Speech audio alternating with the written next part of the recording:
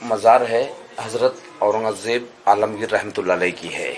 ये इनकी वसीयत थी कि मेरी मज़ार कच्ची रखना, मिट्टी की कब्र बनाना, उसके ऊपर जो पौधा है झाड़ सब्जे का लगाने का, यानी इसके अंदर जो काला बीज होता है इसको शरबत में फालूदे में डाल के पीते, ठंडा होता है। और ये इनकी ख्वाहिश थी कि मेरी मज़ार के ऊपर कोई गुम्बज नहीं बनाना, खुला रखना, सफ़ेद सादा प्लेन वाइट ऑर्डिनरी चादर डालना, जैसा कि मामूली गरीबों का कब्र होता है वैसे मेरी कब्र बनाना, कोई अमीरों को तरह रंगीन जरी या मखमल का कोई गुलाब भी इसके ऊपर नहीं चढ़ाने का। अब ये जो मार्बल का जाली वगैरह दिखाई दे रहा है, इसके पहले यहाँ पर इसी किस्म की ओरिजिनल लकड़ी की जाली थी, मिट्टी का फर्श था, लेकिन ये सब बाद में lord Curzon west of India के बहुत ही रिक्वेस्ट करने पर हैदराबाद के जो 7वें निजाम थे तो उन्होंने ये 1921 यानी 1921 में ये मार्बल का जाली और ये फर्श संगमरमर का बना दिए। अब ये जो पौधा बड़ा होता है इसको निकाल के छोटा पौधा लगाते हैं, पानी इसके अंदर हमेशा डालना पड़ता है और गलाफ वगैरह भी इसका हमेशा बदलते रहते हैं। इनकी आखिरी ख्वाहिश ये थी कि मेरी मज़ार जो है सिर्फ 14 रुपया 12 आने में बनाई जाए,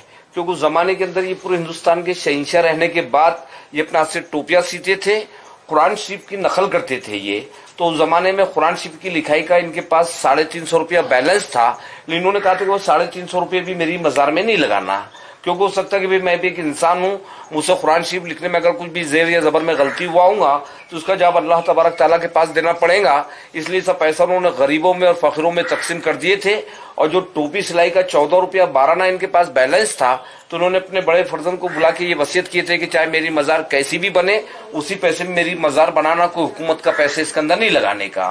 औरंगज़ेब रहमतुल्लाह अलैह का जन्म जो हुआ था तो ये 1616 में पैदा हुए थे गुजरात यानी दाहोद में, और इनका इंतकाल 1707 में अहमदनगर के अंदर हुआ। तो ये हिसाब से इनकी टोटल उम्र 91 बरस की हुई। 50 साल इन्होंने पूरे हिंदुस्तान पे हुकूमत की है। लेकिन इनको अहमदनगर से यहाँ पर लाने की खास वजह ये थी कि बाजू में जो बुजुर्ग है उनका नाम है हजरत ख्वाजा सैयद ज़ैनुद्दीन चिश्ती रहमतुल्लाह अलैह। ये औरंगज़ेब रहमतुल्लाह अलैह जिस टाइम जिंदा थे तो ये बुजुर्ग को पर्दा फरमा के 400 साल का जमाना हो गया था, लेकिन औरंगज़ेब साहब अपने दौरे हुकूमत में जब भी औरंगाबाद आते थे तो इन बुजुर्ग की मज़ार पे हाजिरी देते थे, तो उनको यहाँ पर एक दिली सुकून मिलता था। इसके लिए औरंगज़ेब ने इनको अपने गैबाना उस्ताद यानी पीर माने थे। सामने जो मार्बल का टूम है उसमें औरंगज़ेब साहब के बड़े फर्जंद है मोहम्मद आजम शाह की बीवी है आसिया बानो, जिन्होंने अपनी माँ की याद में बेबी का मकबरा औरंगाबाद में तामीर करवाए। अब ये सामने बोर्ड पे लिखा है